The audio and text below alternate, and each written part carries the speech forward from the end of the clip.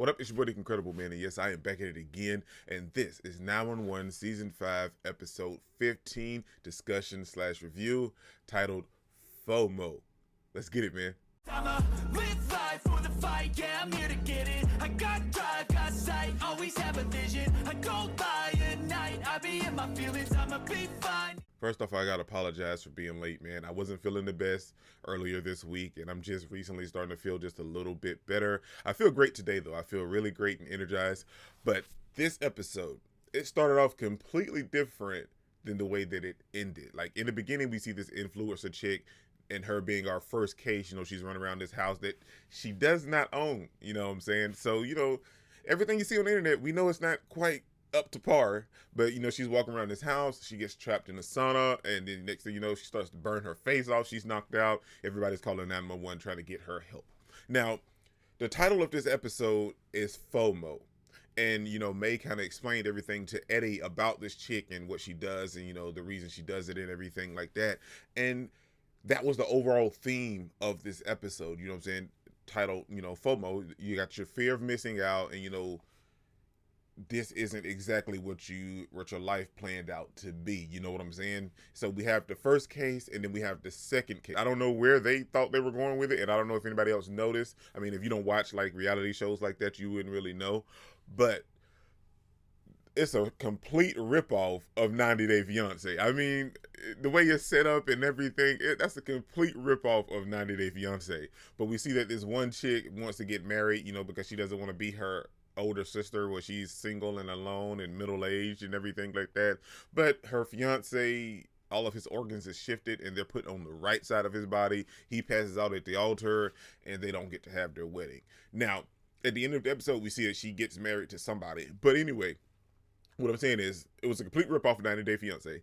But that case and the very first case, that made me feel like this episode was going in one direction. And then we have all the stuff that's dealing with, with Maddie and Chimney and Ji-yoon. And then we see that May is kind of feeling a little conscientious about working at the 911 call center and not going to college because now she has a chance to go back to USC, you know what I'm saying, because she had like a deferral going on. So like there's a lot of stuff going on, and I thought this episode was going to go one way, but it shifted when it came to our third case, and that being the case about this mother and her three daughters, and her having a heart-to-heart with her oldest daughter, and then them having like a hike and having a good time and enjoying each other's company.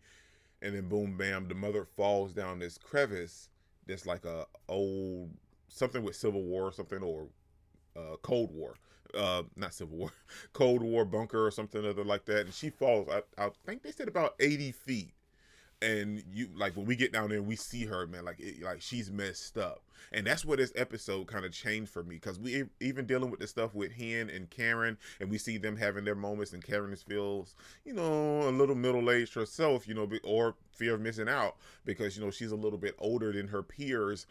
And like Hen tried to tell her, she's their boss. Of course you're going to be older than they are. And for two or for a second, or however you want to say it, for the next point, what I'm trying to make is that she started her life early, you know what I'm saying? She was working towards something.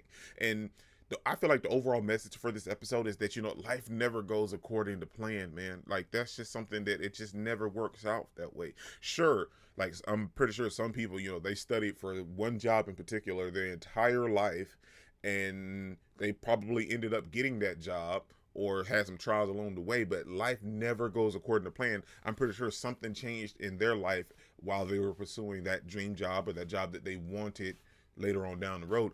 Life never sticks to like the road that it's supposed to go down. You know what I'm saying? There's always detours, forks in the road, or, instead of going down a paved road, you end up having to take a dirt road in life. It's just a weird thing about life, but you make the best out of the situation that you are given. And who's to say you taking this detour wasn't the right thing? Like, life probably would have been so much more worse for you had you stayed on the paved road, you know what I'm saying? So you take this detour or this dirt road, and that could be where your life becomes something wonderful and enjoyable.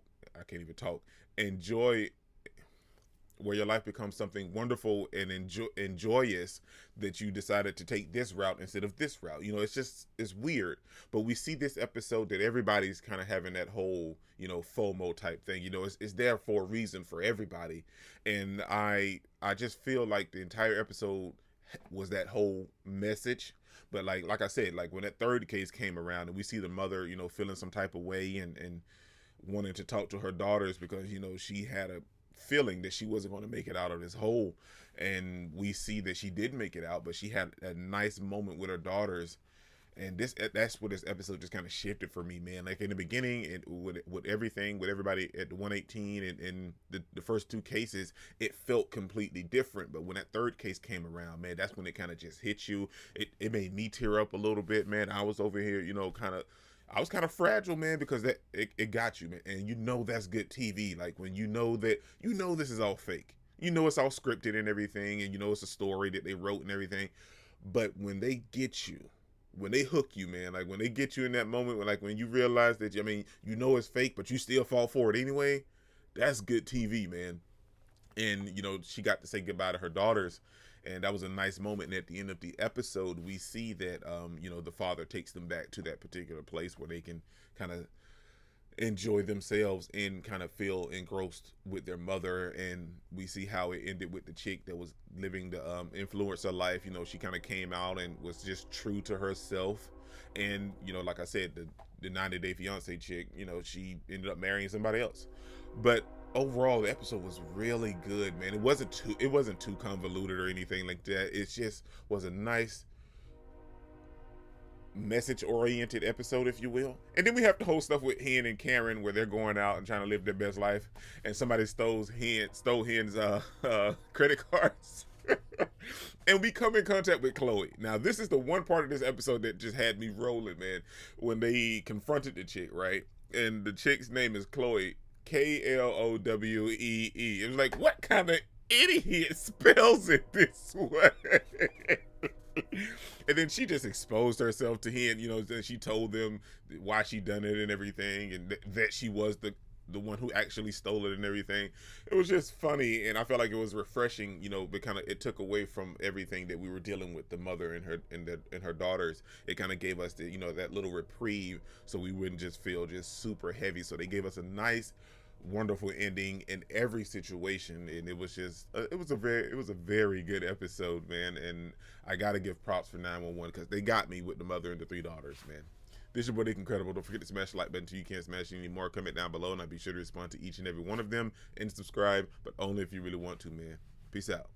All out, and I am here to stay right now, so don't call it a call.